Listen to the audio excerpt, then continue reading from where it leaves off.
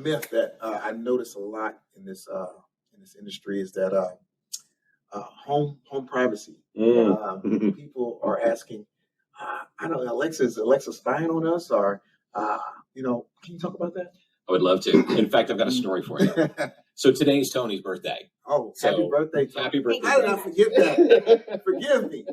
I said I was going to do it on the show, and I forgot it. That's okay. I'd like to forget that it's birthday. I'm 22, folks, just in case you're wondering. Well, just today, I was out in the field with one of our employees. And as we were wrapping up a consultation, I told him, I'll meet you back at the office, but I'm going to stop by Publix and pick up some cupcakes for Tony. Okay. Not 2 minutes later, I'm on a very popular GPS app on my phone, and I get an ad that says, here is a bakery near you for birthday cakes. Yeah. That's not by accident.